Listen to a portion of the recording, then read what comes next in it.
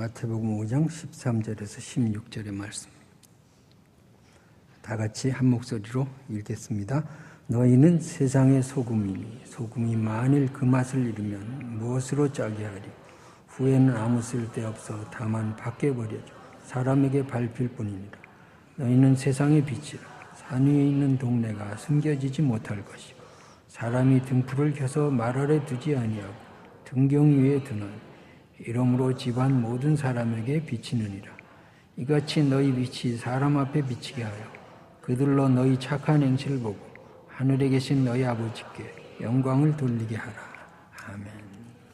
자, 지난 시간에 우리가 소금과 빛 부분에서 소금에 대한 말씀을 드렸습니다. 오늘은 빛이라는 말씀을 드리겠습니다. 자, 빛은 이원론적인 사고에서 나왔어요. 빛의 반대 개념이 뭐죠?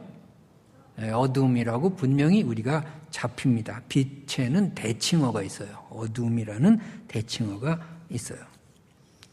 자, 이것이 소금하고 빛이 다른 거예요.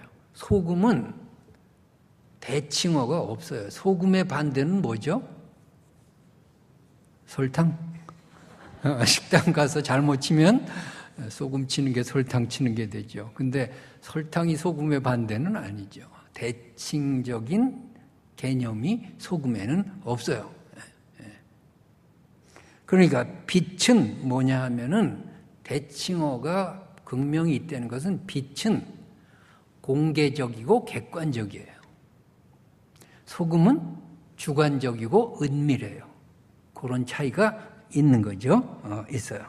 그런데 이 객관적이고 뭐 여러 가지 그 공개적이고 또 뭐 주관적이고 은밀한 것 그런 역할이 다르지만은 소금과 빛이 해야 될 일은 분명해요.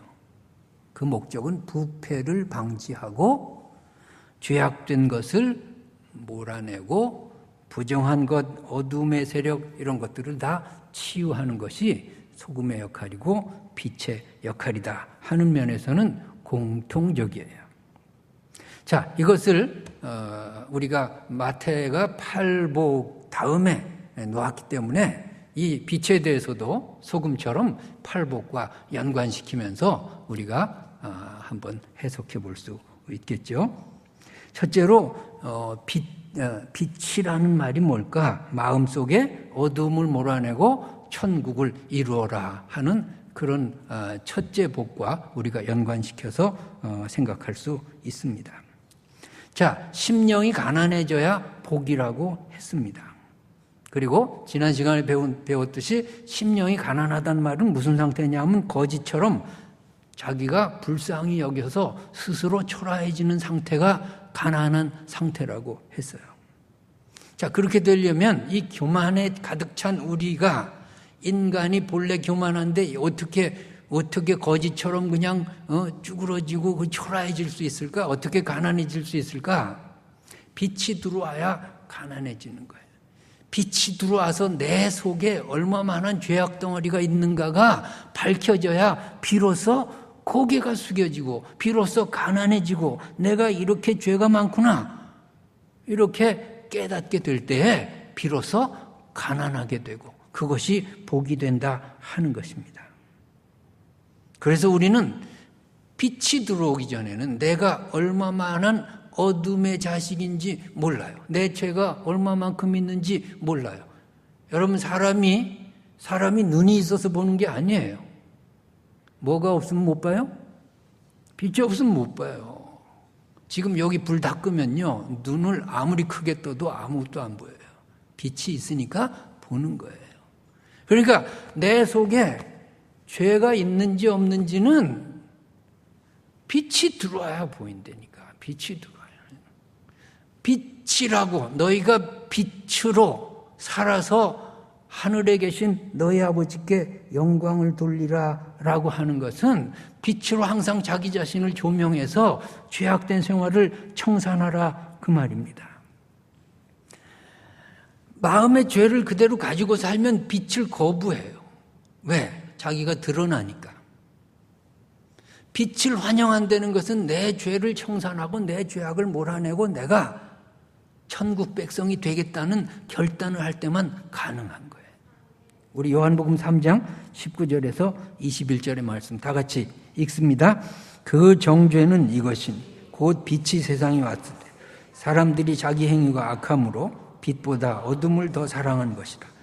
악을 행하는 자마다 빛을 미워하여 빛으로 오지 아니하나니 이는 그 행위가 드러날까 하며 진리를 따르는 자는 빛으로 오나니 이는 그 행위가 하나님 안에서 행한 것임을 나타내려 함이라 하신. 악을 행하는 자는 빛을 미워해서 빛으로 오지 않아요. 왜? 자기가 악함을 드러내고 싶지 않은 거예요. 그러면 천국을 소유할 수 없는 거죠. 천국 백성이 못 되는 거죠. 자, 내가 천국 백성이 되기 위해서는 마음이 가난해야 되는데, 가난해지려면 내가 얼마나 죄인인가 하는 것을 빛으로 밝히 드러나야 되는 것입니다.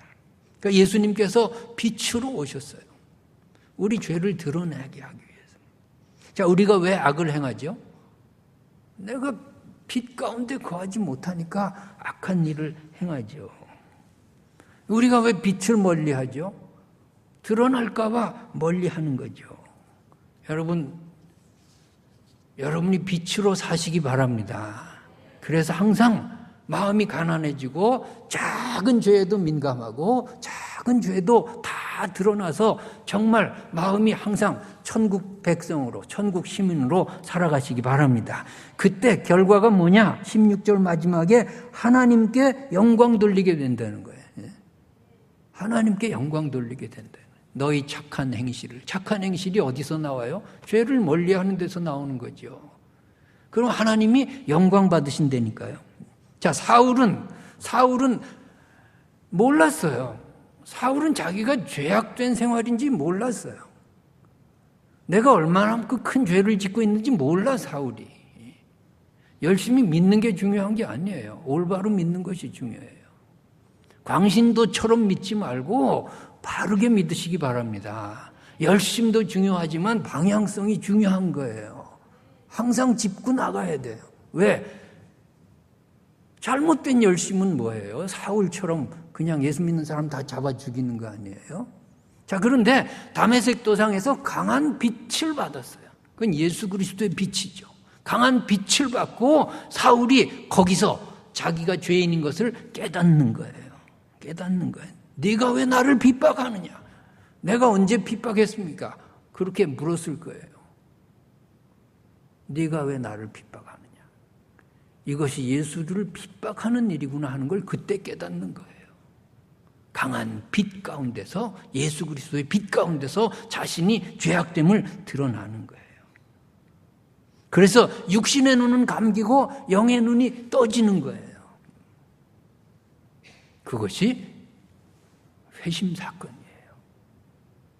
여러분, 항상 빛 가운데 나를 조명하시기 바랍니다.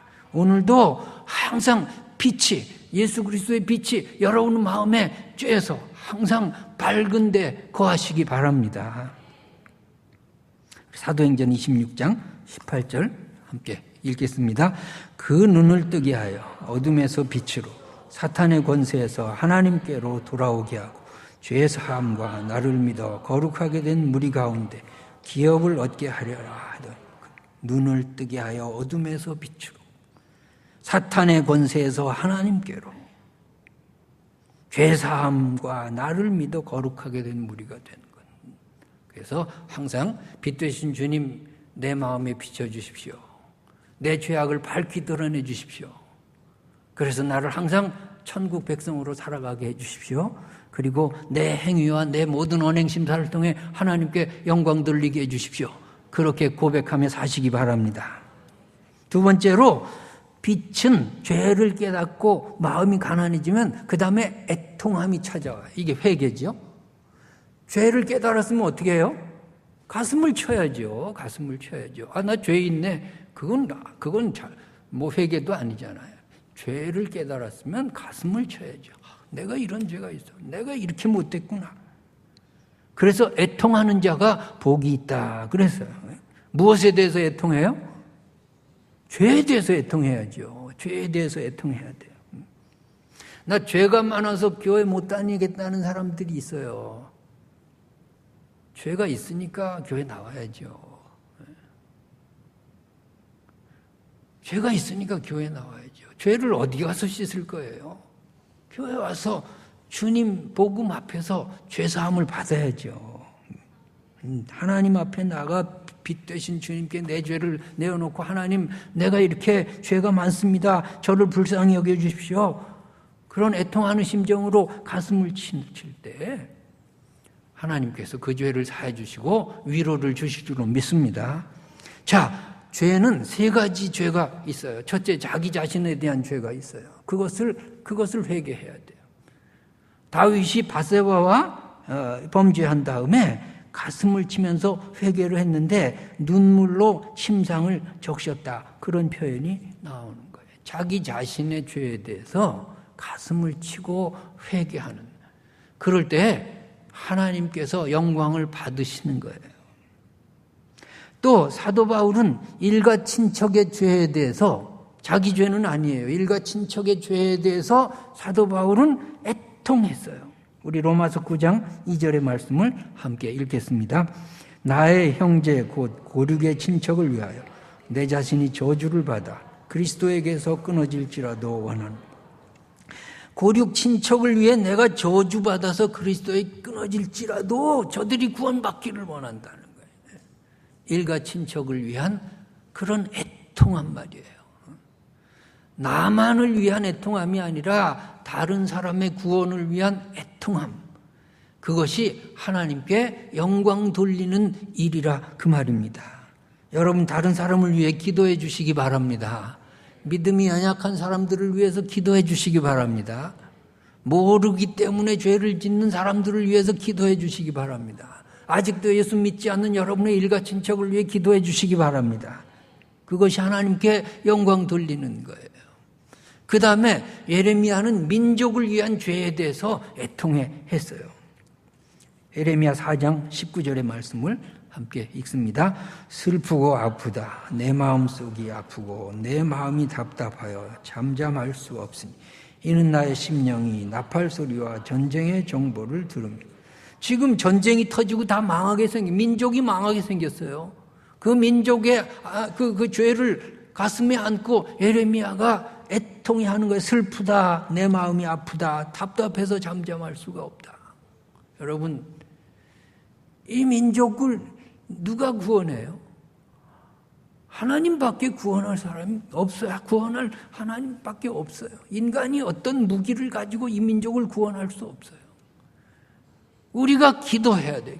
교회가 민족을 위해 기도해야 되고 이 사회를 위해 기도해야 되고 이 불신의 사회가 구원받도록 기도해야 할 줄로 믿습니다. 예레미야의 심정을 가지고 민족을 끌어안고 기도하는 거. 그게 3.1 운동 당시의 교회의 모습이었죠. 교회 모습. 3.1 운동 당시에는 교인이 전 인구의 2%도 안 돼, 2%도 안 돼요. 지금 뭐 20몇 %잖아요. 그런데 기도하지 않아요. 그때만큼 민족을 위해서 기도하지 않아요. 그것은 우리의 잘못이에요. 민족을 위해 기도하고 위정자들을 위해 기도하고 항상 나라가 잘 되기를 위해 기도하는 것은 우리 믿는 사람들이 기본적으로 해야 될 기도의 제목이에요. 세 번째로 빛이라고 하는 것은 온유함의 상징이에요. 빛의 속성에는 온화하고 따뜻한 속성이 있어요. 그래서 온유라고 하는 것은 지난 시간에 말한 대로 극단을 피하는 중용이라고 그랬어요. 온유한 자는 땅을 차지한다 그랬어요. 땅은 뭐라 그랬습니까? 사람의 마음이라 그랬어요. 사람을 얻는 거예요. 그래서 빛같이 그렇게 온화하고 따뜻한 성품을 우리가 가지고 살 때에 사람을 얻고 복음이 전파되고 교회가 부흥하고 하나님께 영광 돌릴 줄 믿습니다. 우리가 지도자가 되려면 온화한 성품이 필요해요. 이 온유함이 필요하다고요.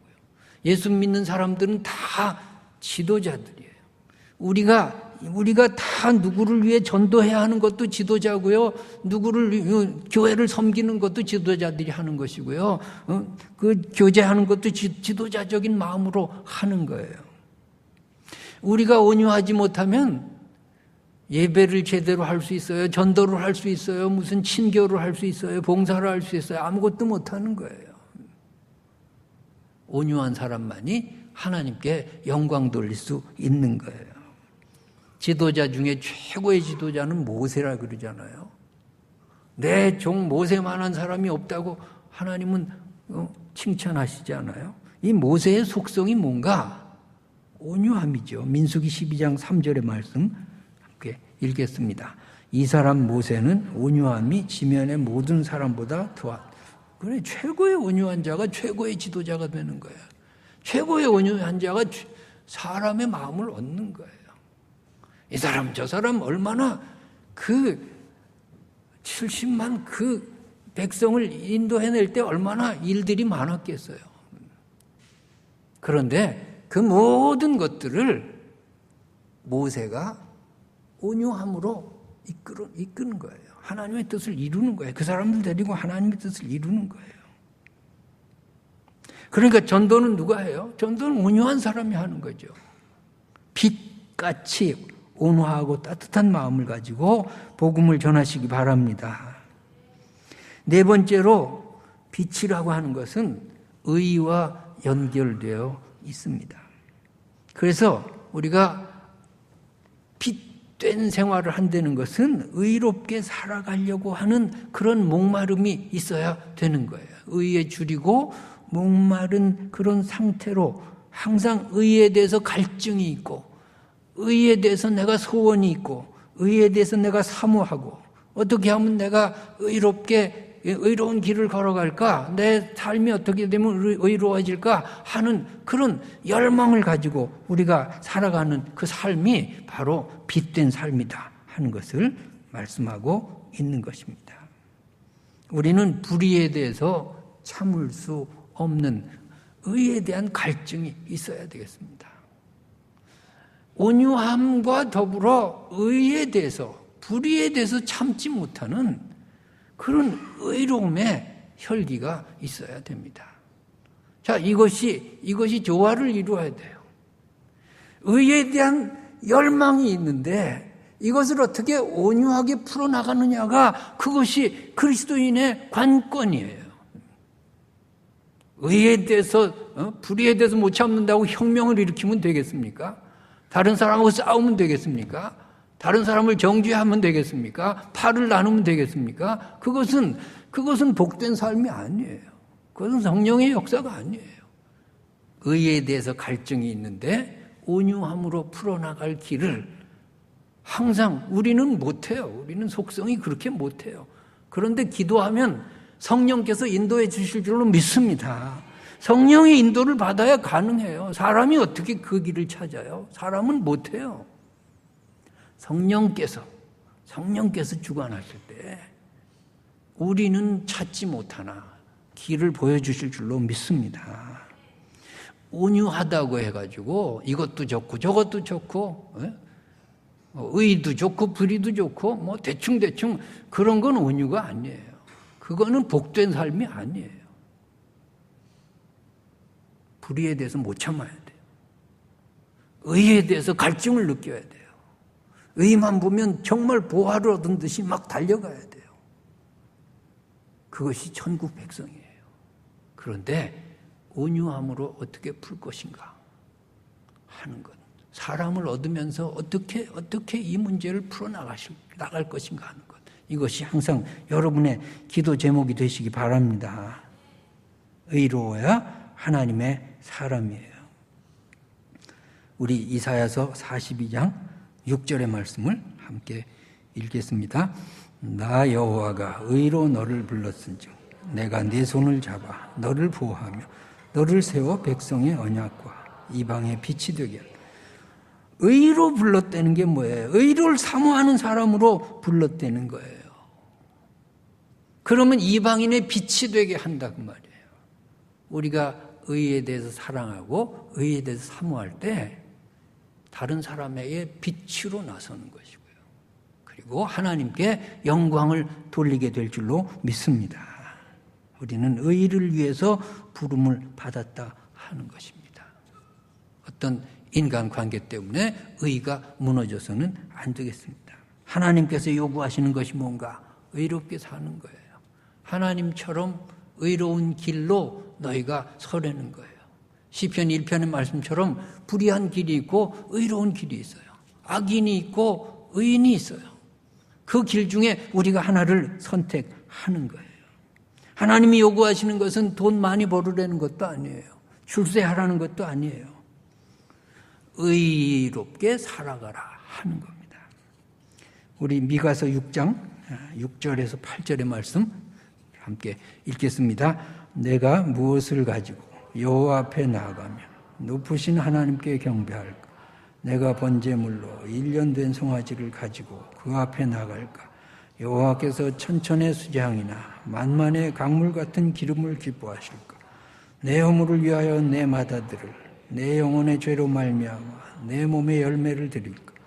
사람아, 주께서 선한 것이 무엇임을 내게 보이셨나니 여호와께서 내게 구하시는 것이 오직 정의를 행하며 인자를 사랑하며 겸손하게 네 하나님과 함께 행하는 것이 아니야. 양도 필요 없어요.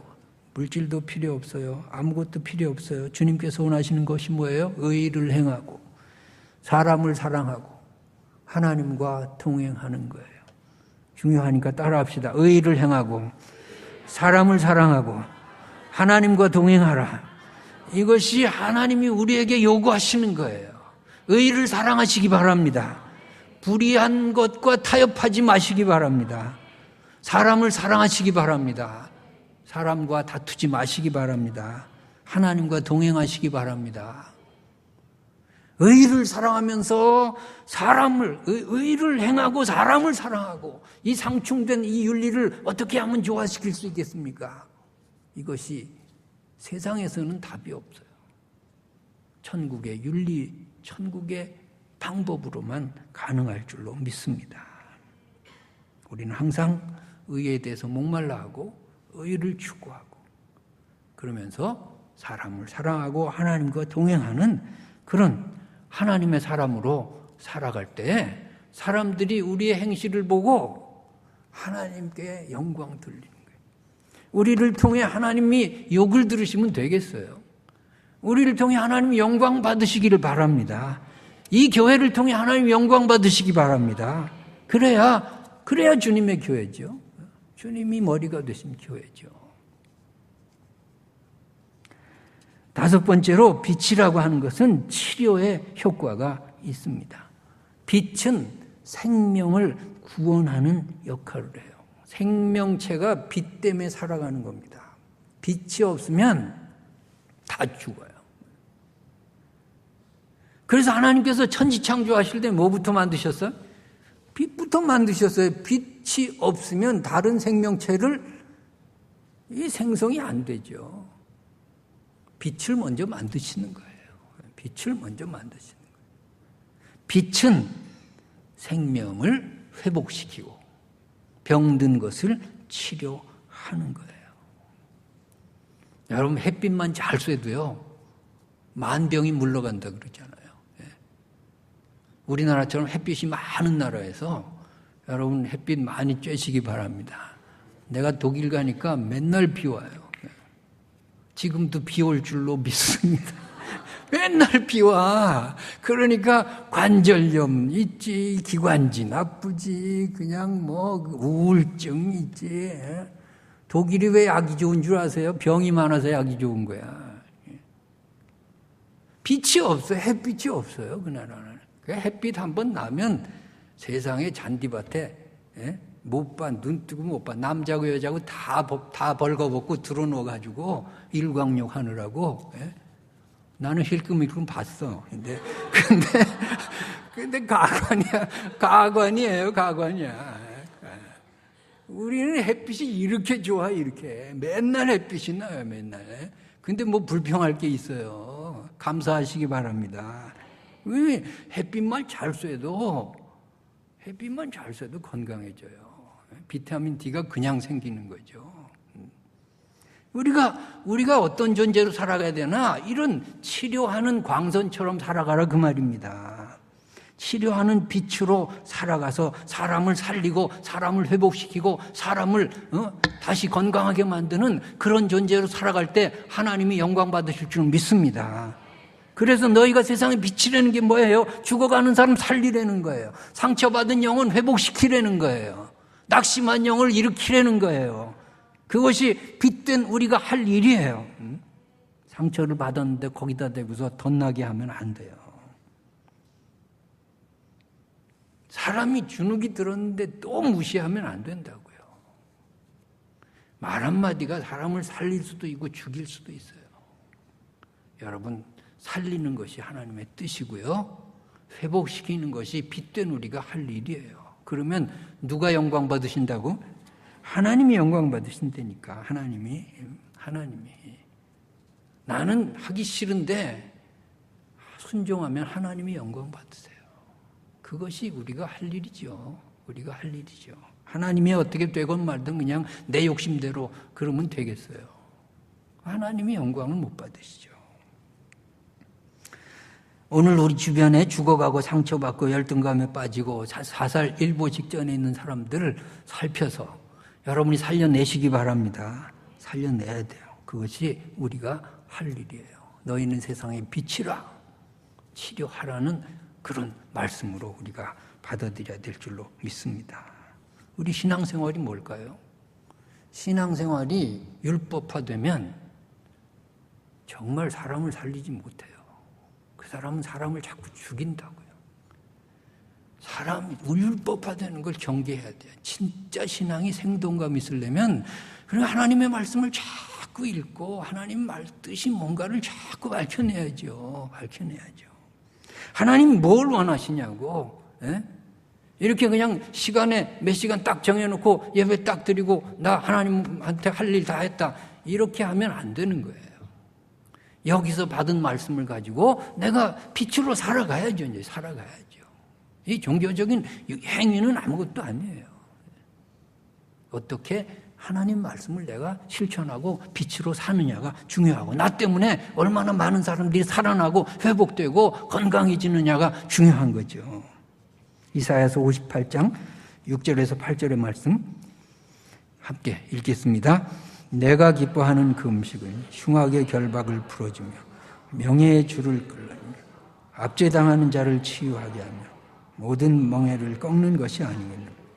또 줄인 자에게 내 양식을 나누어 주며 유리하는 빈민을 집에 들이며 헐벗은 자를 보면 입히며 또 내 곤욕을 피하여 스스로 숨지 아니하는 것이 아니겠느냐. 그리하면 내 빛이 새벽같이 비칠 것이며 내 치유가 급속할 것이며 내 공의가 내 앞에 행하고 여호와의 영광이 내 귀에 호위하리. 그리하면 내 빛이 새벽같이 비칠 것이고 내 치유가 급속할 것이고 내 공의가 앞에 선다. 할렐루야. 이렇게 살면 좋겠습니다.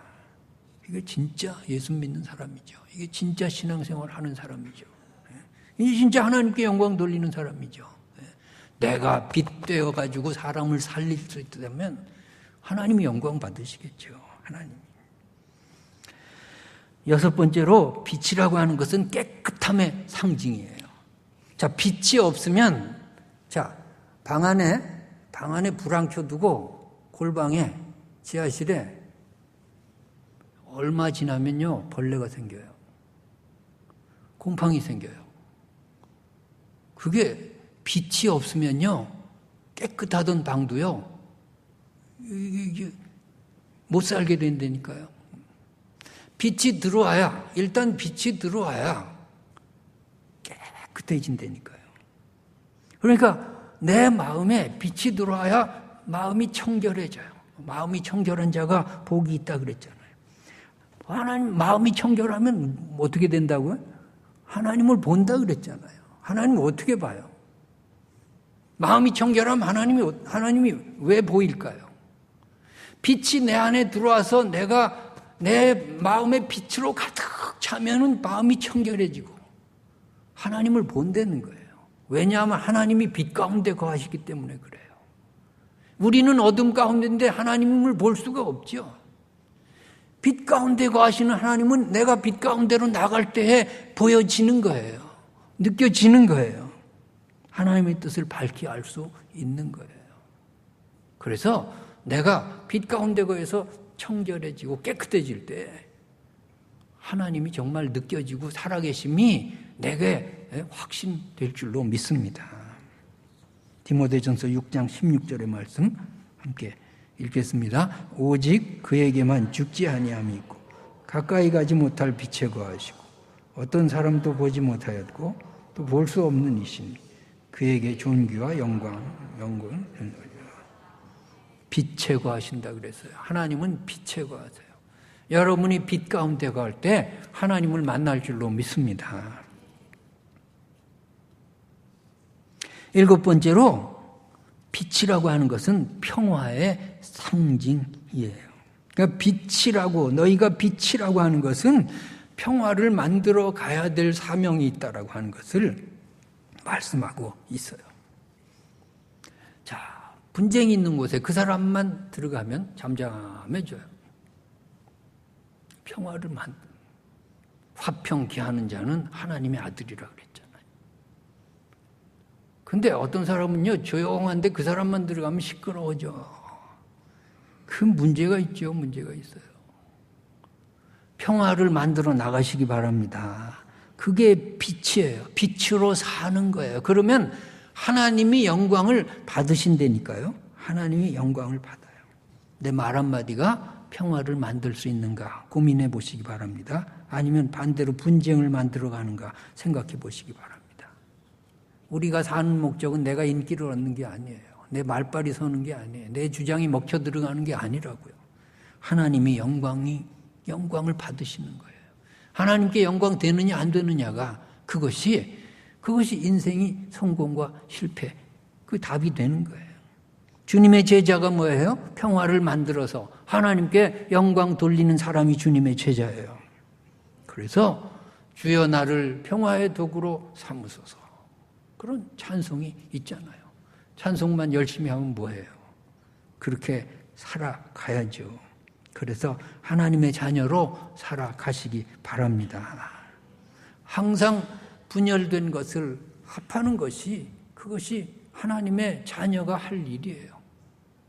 평화를 만들어 가는 것이 하나님의 뜻이에요. 막혔던 것을 허물고 하나로 만들 줄 아는 것이 하나님의 자녀들이 해야 될 일이에요. 우리 에베소서 2장 13절에서 15절의 말씀 같이 읽습니다. 이제는 전에 멀리 있던 너희가 그리스도 예수 안에서 그리스도의 피로 가까워졌느니라. 그는 우리의 평화이시니라.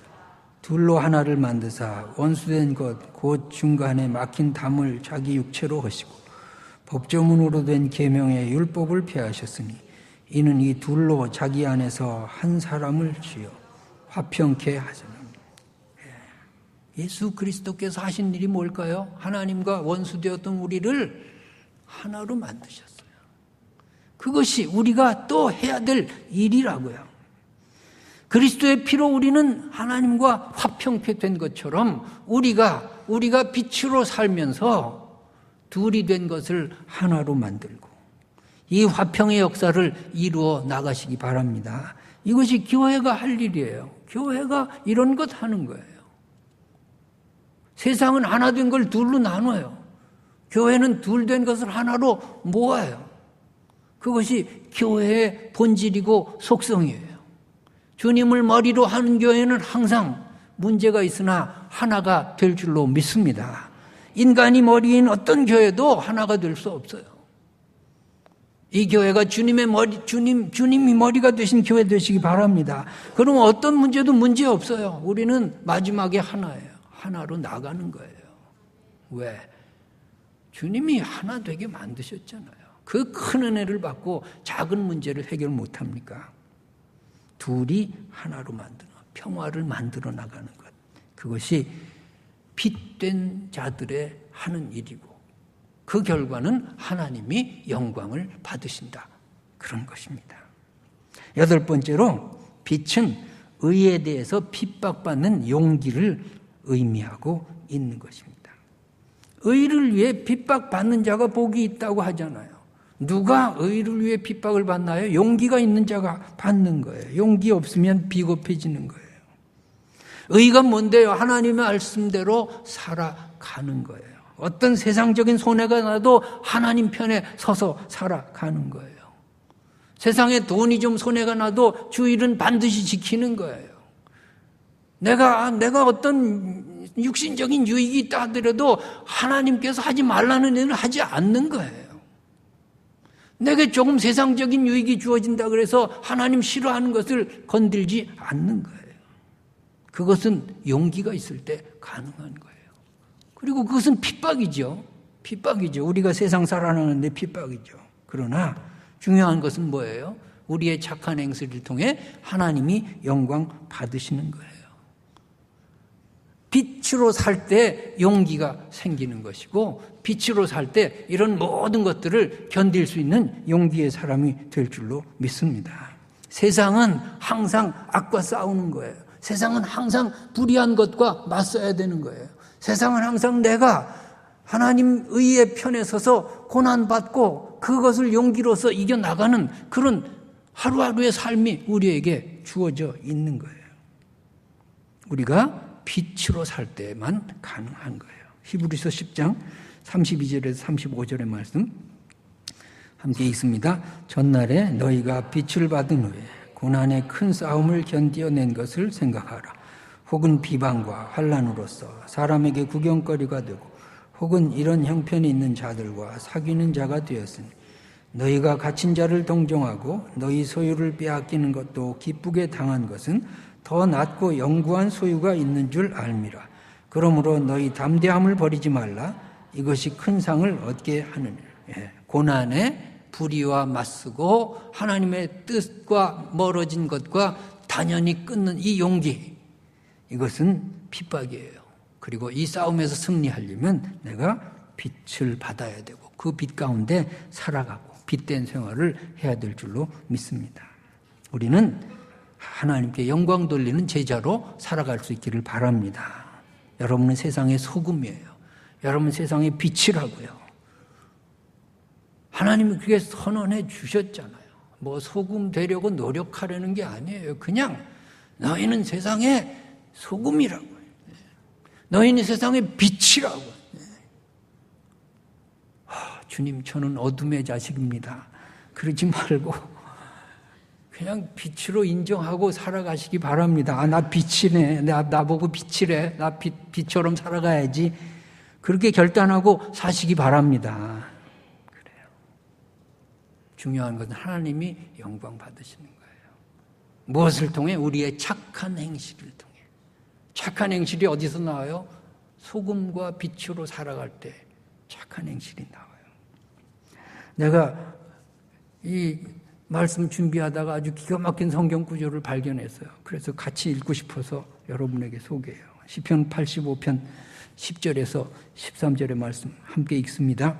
인애와 진리가 같이 만나고 의와 화평이 서로 입맞추었으니 진리는 땅에서 솟아나고 의는 하늘에서 굽어보도다. 여호와께서 좋은 것을 주시리니 우리 땅이 그 산물을 내리로다. 의가 주의 앞에 앞서가며 주의 길을 닦으리니 인애와 진리가 같이 만나고 기가 막혀 의와 화평이 키스했대. 의와 화평이 키스하는 장면 생각해 보셨어요? 요거 의고 화평이야. 야, 기가 막히죠. 우리 삶이 이런 삶이 되기를 바랍니다. 그래서 항상 하나님께 영광 돌리고 나를 통해 하나님께서 자부심을 네가 진짜 내 아들이다. 네가 진짜 내 딸이다. 내가 너 때문에 프라우드하다 말이야. 그런 삶을 사시기 바랍니다. 하나님이 너 때문에 내가 골치 아프다. 그러면 되겠어요. 너 때문에 내가 참 피곤하다. 그러면 되겠냐고. 하나님 앞에 문제거리로 살아가지 말고 문제아로 살아가지 말고 하나님의 영광이 되는 하나님의 자녀로 살아가시기 바랍니다. 우리 교회가 그런 교회 되시기를 주님의 이름으로 축원합니다. 기도하겠습니다.